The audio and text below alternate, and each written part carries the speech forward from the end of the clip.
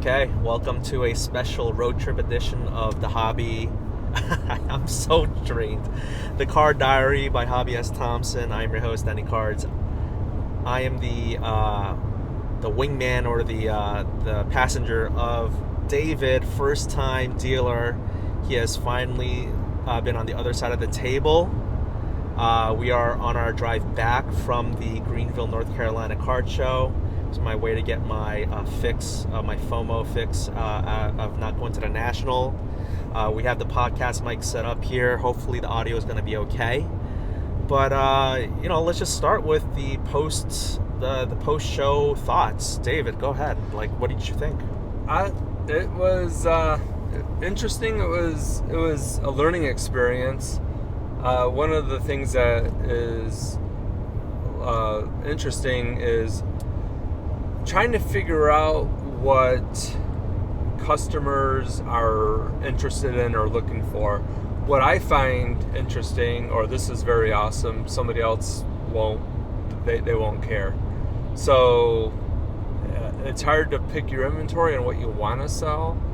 You might want to, it was learning. Yeah, so I think we learned a lot. I brought a whole lot, and I know if I didn't bring everything, somebody would have asked for it. Right. So I brought pretty much everything, and then nobody asked for it. So I'm so sorry about that. No, it's What did you think that people were looking most for at the show? It felt like individuals were browsing. When it came to sports, it was definitely more baseball. Not a lot of hockey, anything. I had a couple of people looking for soccer cards, and a few I would get looking for football, but mainly baseball. And then I had individuals looking for Houston, the Houston Astros cards, and New York Yankees cards and Boston cards. Gotcha. And when you say that's what people are looking for in sports, what do you mean? Were there non-sports people looking for non-sports cards too? No. One individual was a Pokemon. Right. I think he was TCG. Right. But yeah, it was just it was pretty much all sports. Right. I didn't see much. Saw some people who have video games set up. Cartridges and console systems. I saw some people with pins, kind of tchotchke type of things. There was maybe only one or two or three tables. This was a 75 table show. Actually, I was told that I was number 76. They made a special 76 table show for me. Actually, I guess for both of us. So 75, 76. But we added. But it was in a great ballroom in the Hilton. Really nice venue. Really, high ceilings. This was not the basement of a Holiday Inn. Nothing against shows that do things like that, but this seemed like a very wide open. It wasn't crammed. The aisles were good, right? Yeah. The space, it was spacious. I've been to shows as a consumer, right. And it's cramped in between the rows when you're walking, and you got one person coming in your direction. So one of you two. Somebody has to decide who's going to step aside. Right. So, this is not like a paid promotion or anything like that of the Greenville, North Carolina show, but I would say about 300 to 400 people rolled by. I was nonstop busy at my table. Deals starting as early as, not the first 20 minutes, and there weren't a lot of dealer deals that I made. But, there were some dealers that had some cards that I liked, but I just didn't end up getting to them. A lot of dealers. So it's funny, once I kind of was known around the tables around me that I was buying cards from customers, they started coming over with their stuff that they wanted to sell me, so that was kind of funny. But, there was no such thing as table equity because, they're dealers as well. But, once word got around that I traveled 4 hours or 5 hours from D.C., they were I think people did want to maybe, to use a term, tenderize me, or try to see if they could make a deal with me. I did buy probably about more than I sold. I will say that I probably made close to 20 deals. it was just nonstop. And there were some deals that people wanted to make that I didn't make. Like there's this one kid with a Mike Trout 1-of-1 prodigious patches out of Topps Tier 1 2024, and he wanted 17, then 16, then 15, and I just felt bad. I just it didn't seem right to me. Like, I'm not known for high-end baseball. Not that that's high end, but for like, I don't dabble in 4-figure baseball cards. So I just didn't even know how to comp that at. Maybe you find a similar player, or an older year of Topps Tier 1, right? 1-of-1 Mike Trout. I just didn't have a good feeling for it, so I didn't make the trade. But my downtowns were very highly coveted. I did sell a Joe Burrow downtown. I did not end up selling my Sean Taylor downtown, and I was okay because I was kind of like firm on my pricing, because it's just such a rarely transacted card in terms of like a downtown. Because quite frankly, Sean Taylor collectors collect and keep Sean Taylor. They don't flip Sean Taylor cards. They find forever homes, is what I found. But I didn't want to part with it for like, $300 something. And so, there's some good, it's kind of like music in like jazz. Sometimes silence can be a note, I feel like that a little bit. So I was glad with some of the deals I didn't make. But man, with the deals that I did make, there was a lot of case hits flown around. My biggest concern is I don't know for sure, but I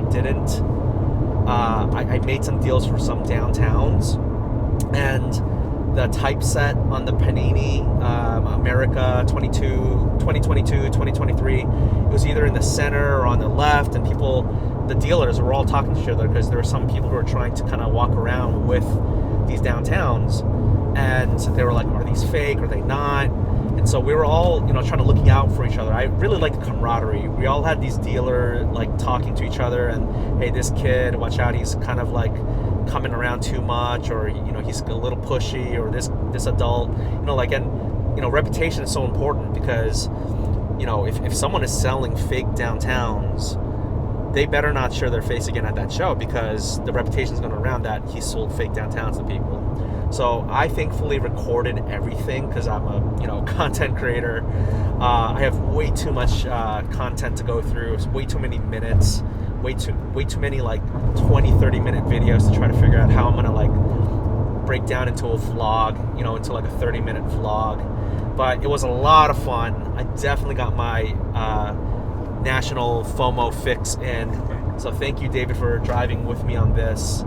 We're not even at 10 minutes with this post-show podcast episode. But, I can keep talking, but I want to, since you're here too, like, what was your sense with did you even get to take a break? I feel like, did you get to eat? What did you do? So, yeah, I brought a bag of donuts with me and a bottle of water. So that was, and I just kind of grazed on that. So, yeah, not a lot of time. So I ended up eating 2 protein bars. I don't even think I hydrated, which is bad, because I really like to stay as hydrated as I can. I took 1 bathroom break. So from like 10 o'clock to 4 o'clock, 6-hour chunk. I think I had someone at my table almost the entire time. There were some times when I didn't, but when I didn't, someone who wanted to make a deal, like I had like, at one point there's like 3 or 4 people trying to make deals at the same time, and I was like, guys, I can't even do one deal, like just, focusing, because I'm not a quick dealer. There were some people who were a little bit impatient, who were like, well, I'm gonna walk, and I was like, that's totally fine. I just didn't want to feel rushed into making any deals. I definitely met some collector dealers. I met some people who were walking around for the show for the first time, for the 100th time.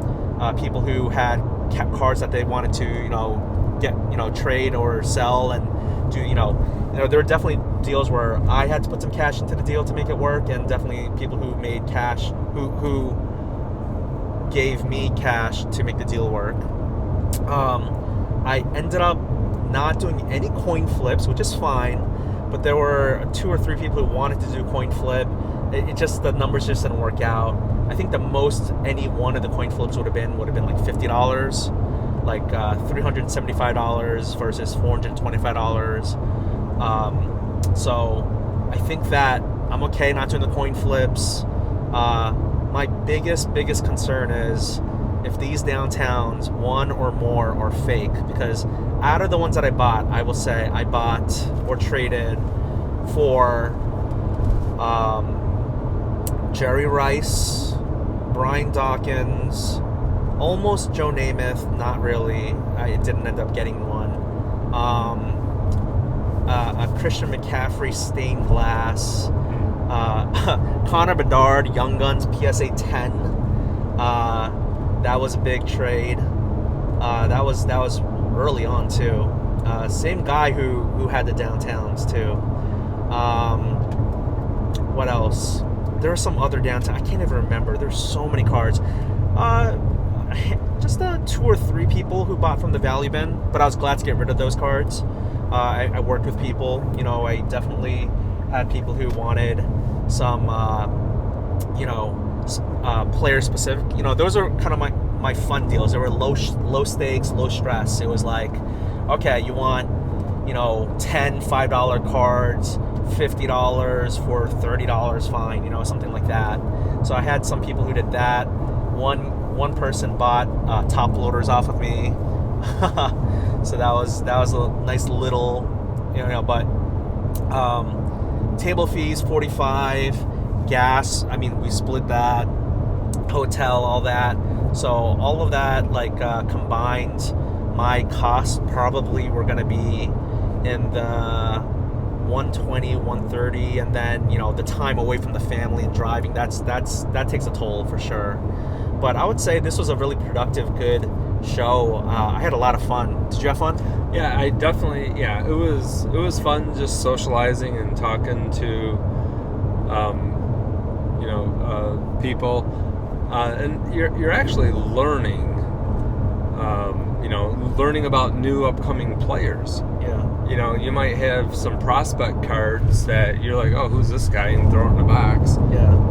And then you have individuals at the show asking for, hey, do you have so-and-so? I'm like, who is that? Yeah. You're like, oh, well, it's an upcoming prospect who's super hot. And I'm like, oh, hold on, let me write this name down, because I got to go home and check through my inventory and see, I could have an auto of that individual sitting in a, somewhere. Oh yeah, let's talk about the first sale you ever made though. Was to me, right? It was the LeBron James Time Machine Tops Now, where he recreated the famous, in a white suit. He was in his Cavs hat and a white suit, and that was his draft pick photo or draft photo shoot. And he recreated it with hitting 40,000. So I bought 20 of the Tops Now cards. None of my 20. Oh, and I sold maybe 3 or 4 of them, the Tops Now cards, which is cool. But I was able to buy from David, because he was lucky. He actually got one of them, this short print or super short print. So he made a deal with me. It was funny because he initially wanted 500, but then the card went down in value. Right? We're talking about the value of the Tops Now cards. Yeah. That particular card, I think when it hit, the sales were hovering close to about $1,000. Oh yeah, $900, $1,100. Yeah.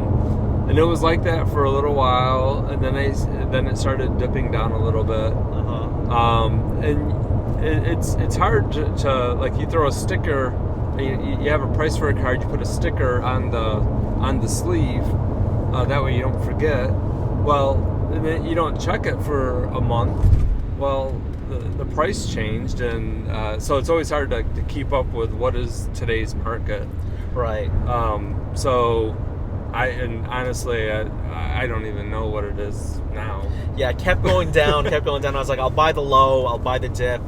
I just think it's a cool card, so I was glad to make. It was David's first sale as a dealer. As I bought the card off him, and then I bought a Jung-Hoo Lee. I'm not a big Giants fan. I'm not a big baseball fan, but he is Korean. The auto is really sweet.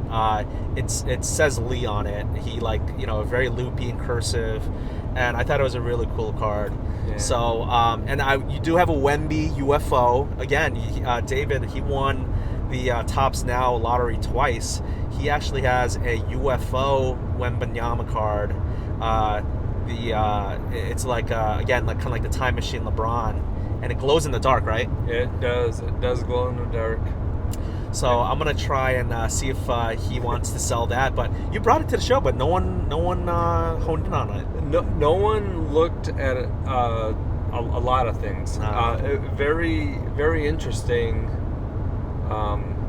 In general, I mean, it wasn't just cards. And actually, I think the things that got the most looks was the Mark Mosley miniature autograph helmet. For those that don't know Mark Mosley, he's a 1990 or 1982 NFL kicker for the Washington Redskins. When they won the Super Bowl, he's the only player to receive the MVP as a special teams player. So that helmet got a lot of looks. Yeah. Not a whole lot on the Aaron. Offers, yeah. Not a whole lot of looks on the Aaron Judge Yeah. autograph 62 home run commemorative numbered baseball. Hardly any looks on any of the Miguel Cabrera bats. Yeah, the bats. And that maple and blue chrome Cabrera bat is a gorgeous bat. Yeah. I was told that this was baseball heavy. I thought a lot of people did ask for baseball. I did have some cheap auto sales of baseball. I feel bad that I told David, hey, it's baseball heavy, bring your memorabilia and hopefully you'll get a buyer, but no, they weren't moving much, so I feel bad. Having said that, I know there was some guy selling replica jerseys for like $10 and he sold quite a bit. He sold Michael Thomas and Waddle and some Commanders uniforms, and I think people really liked the price point, or I don't know, but yeah, maybe the auto bats. Yeah, so you learn it did take up a lot of space on the table, and let's say you and I in the future split a table, you would just bring your higher end better stuff, and then no bats or no memorabilia. Right. So yeah, and it's also I'm trying to think, what type of card does a customer want? Yeah. Meaning, do they want raw cards or do they want graded cards? Yeah. Because to me, I'm thinking especially with kids, $1 for a base card, or a couple dollars for some sort of aqua ice, Bowman. Yeah. Nothing too fancy, but it's $2 or $3 raw. You have it graded. Okay, now it's maybe a $40 card. Yeah. So to a kid, so I thought a lot of the ungraded would move, and they're not base ungraded, or they're not base raw cards either. They're sapphire raws, or a pristine non-numbered raw. Parallels. Right. Yeah. But everybody seemed to really just flock to graded only. Yep, PSA graded. I mean, there was not a lot of love for SGC even, or some people had CSG graded, but they were trying to unload them, I think, real quick. But no, I saw a lot of cool cards come through my table. I would have wanted to buy them all, but then I don't know, that would not make a lot of sense. But I tried to use as much as possible the table equity, telling people, I got to be at this, being on this side of the table, this and that. Harder to do with someone who's coming to the table who's set up 3 tables down from me. But it was a lot of fun, a lot of transaction, a lot of action, this was I think this, for me at least, because I know this is David's first time doing this, but for me it was definitely the best show that I've been a dealer at. The best show where the most transactions, the most amount of money kind of moved between me and others, but also buying Jerry Rice downtown and all that stuff. There's a Christian McCaffrey Kaboom that came my way that I tried to maybe make a move for, but I couldn't. or I didn't want to. But yeah, there were some moves for some CJ Stroud Wild Card Comics, COMIX. It was like a 1 of 1, and this guy kept saying jersey match, 7 out of 10, 7 out of 10, and I ended up making the deal. I did get rid of some kind of like non-numbered parallel PSA 10 Joe Burrow and Justin Herbert. Well, the Herbert was a rookie and the Burrow was an orange laser. Like, I kept saying color match, and he said, number match. So it's funny how when you're a salesman, you really want to tout the best pros of that card and minimize the cons. And there's a lot of comps of like, last comp this, but people they're buying it, they just want to comp the lowest comps, and the people who are selling it want to just comp the quote the highest comps. That's just how it goes. I just feel like it's been so long since I've been at the transactional side of the hobby. I haven't been a dealer since maybe October of last year, so like almost a 9-month hiatus. It was a lot of fun. I am exhausted. I feel like my voice is already like going, and that was only a 6-hour show, but I mean, we just had so much fun. I mean, it was like you and I couldn't really talk a lot during the show because I really like just people just kept coming and coming. There's this one guy who was selling a Kobe out of 20. I don't regret not making the deal, but he definitely wanted a decent penny for it, and he kept saying Kobe Day's coming, 8/24, which is August 24th, which is actually maybe my next show, or, well, other than Fanatics Fest, which I'm really trying to see if I can go to. But I have a buddy who is a promoter, and that's in Arlington, Virginia, which is only 15-minute drive from us. I don't know if you'd like to set up at that show, David, but it is like, I forget how much tables are, maybe 50, maybe 60, but it's free admission for people, and he's, if I promote the show, maybe I could get a little table discount. But I hope you feel good enough to maybe want to try this again. I mean, I hope you're not deterred after one time, because it's such a small sample size. Yeah, no, I'm not deterred at all. I didn't need to.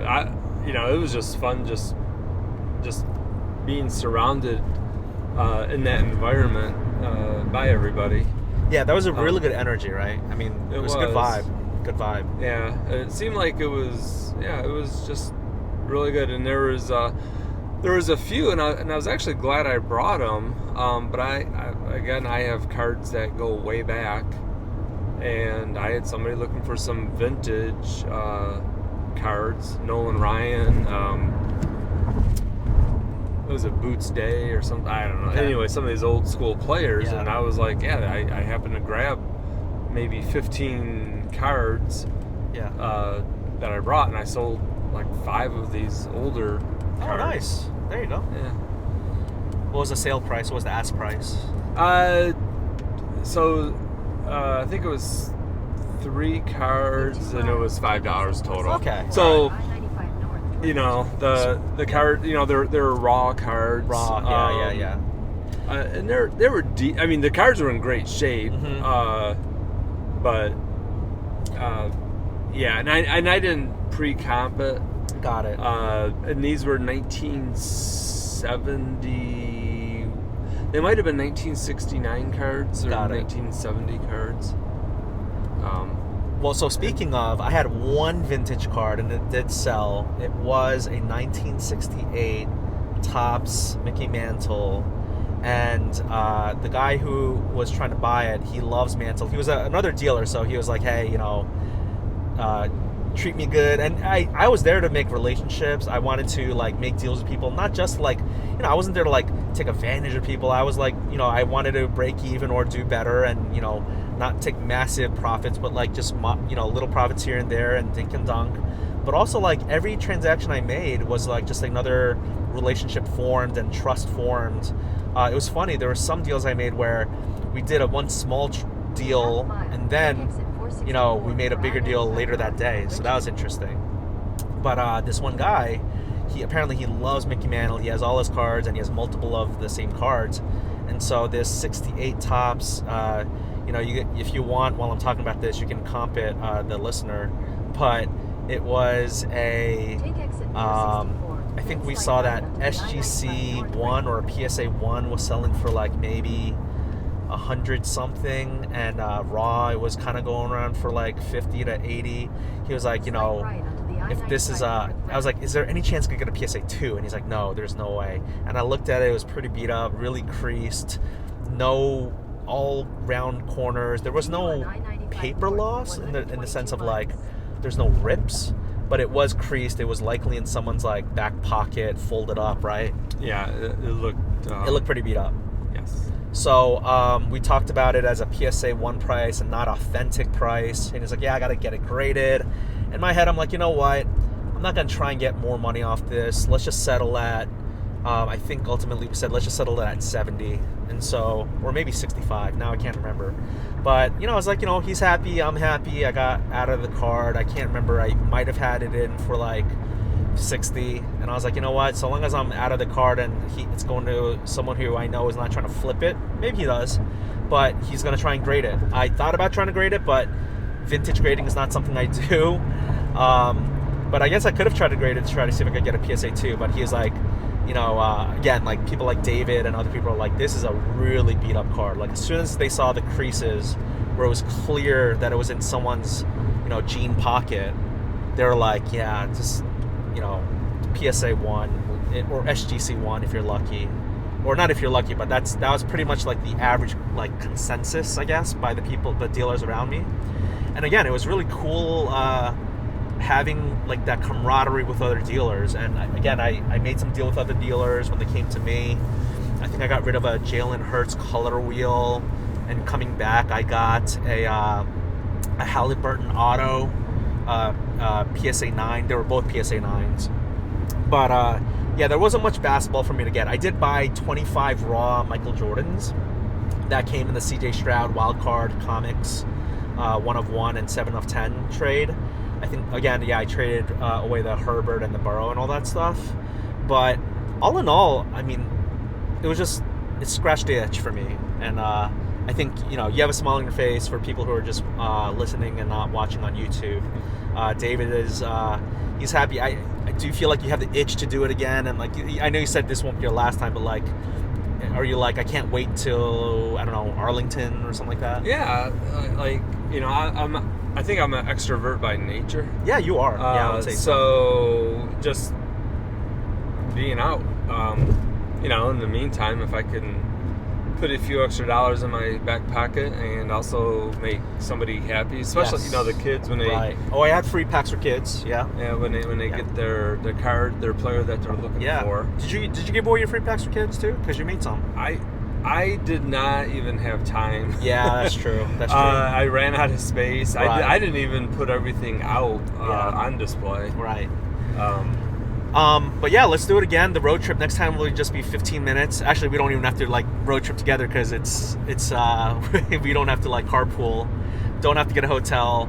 I would love to do a future road trip or like a car show that I fly to. My next ones I'm thinking about. So I got Fanatics Fest and the Arlington show in August. September's Culture Collision. I have someone out in California who wants to maybe not fly me out, but give me a free table if I do fly out. But that might be a kind of tough because cross country is kind of tough for a weekend trip. And then I don't know. There's a lot of there's the Chantilly show. There's a Mid-Atlantic card show in Maryland that's close by, only like a 45-minute drive from me. I don't even know how I got this like dent in my face or like this smudge. That's just our hotel. Never again. We're not staying in that micro hotel. That was rough. The Hilton was nice. Apparently there is a dealer rate or like a block rate that would have made it really manageable. So I'll keep that in mind for the future for this show. But I would definitely come back to Greenville, North Carolina. But it is not easy because you have to, there's 8 to 10 hours round trip, right? And we did a hotel stay. But it was fun. It was like a spontaneous adventure. It was. Yeah. Thank you for coming on this with me. Yeah, it was great. It was good. Yeah. So and looking forward to the next one. Yeah, absolutely. Yeah. Final words. Yeah. So my biggest highlight of this card show came from it was like my best sale emotionally. Uh-huh. I mean, I pocketed $2 from the sale, but the satisfaction of this, I think she was like 9 years old. This girl that the Jeter, right? Yeah. She is a massive Yankee fan, specifically Aaron Judge and Derek Jeter, and she was, and I have got a lot of Jeter cards, which she absolutely loved, and a lot of Judge cards. So she was at my table for quite a while.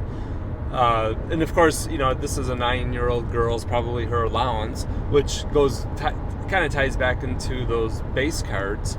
So I think she got 3 Jeter cards or Judge cards for $2, and she was ecstatic. And and I'm thinking she had some pretty amazing parents when you have this 9-year-old that is a diehard Jeter fan. And